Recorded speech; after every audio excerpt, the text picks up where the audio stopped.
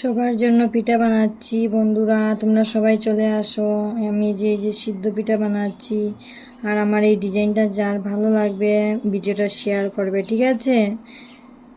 আর ভালো লাগলে সবাই চলে আসো আমাদের ঘরে, পিঠা পুলি খাবে। ওই যেটা যার ভালো লাগবে এই ডিজাইনটা সবাই শেয়ার করবে, ঠিক আছে?